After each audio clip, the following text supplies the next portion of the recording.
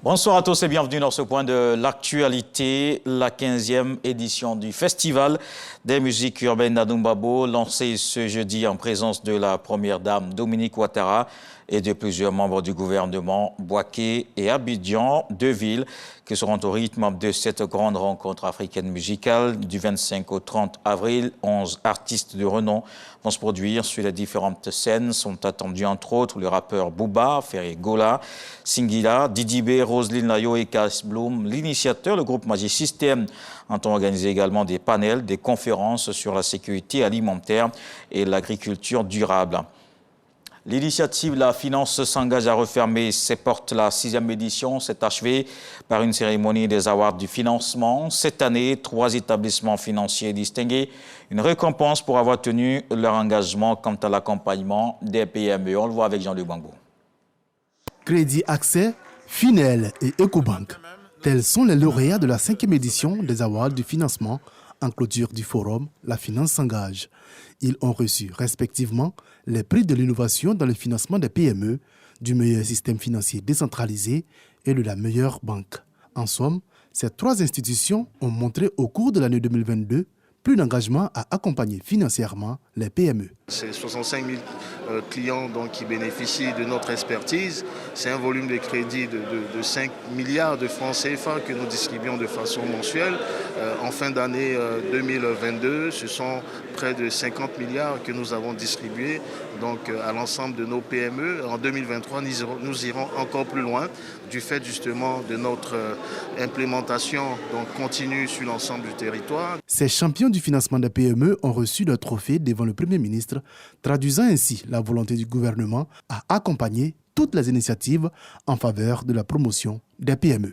Nos efforts porteront cette année notamment sur des initiatives majeures.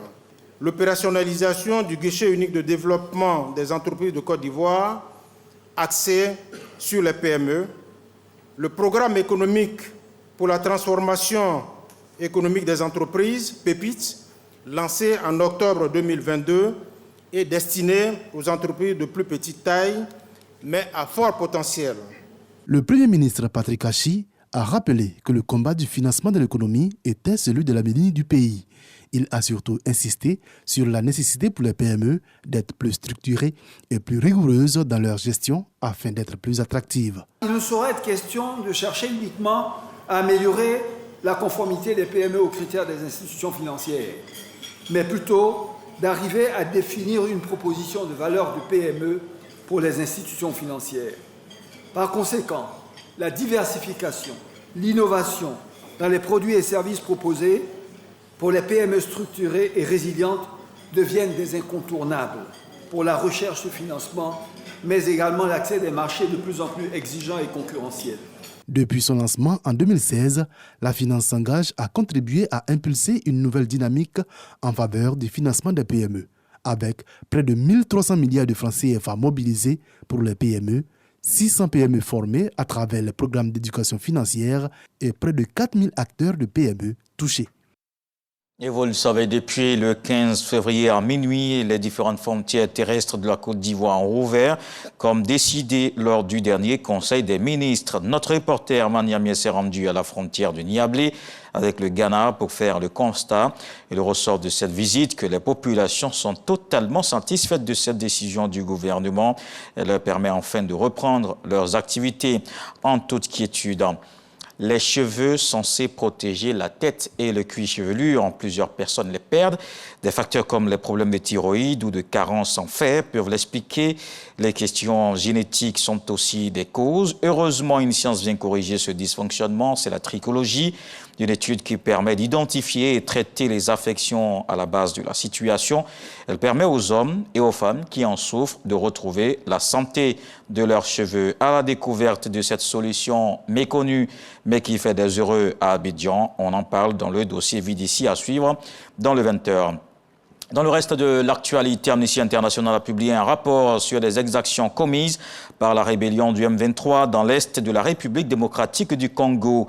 L'ONG met notamment en lumière des dizaines de viols commis par des miliciens, particulièrement dans le village de Kishiché, entre le 21 et le 30 novembre 2022.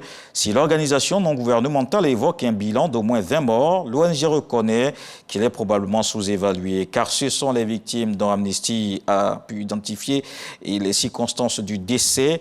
Amnesty alerte sur les conditions de vie des victimes et le manque de tout, de nourriture, de soins, de santé, mais aussi de suivi psychologique. On termine avec la conférence de Munich a débuté ce vendredi à Bavière. Ce rendez-vous international dans le domaine de la sécurité réunit tous les ans le gratin des décideurs. Parmi les participants cette année, Emmanuel Macron, Olaf Scholz, mais aussi les chefs d'État, les chefs de diplomatie chinoise et américaine. Un grand absent, c'est pour la première fois évidemment la Russie. Le président ukrainien s'est exprimé à distance et son homologue français, ainsi que le chancelier allemand lui a emboîté le pas. Le président français qui appelle les Européens à réinvestir massivement dans leur défense.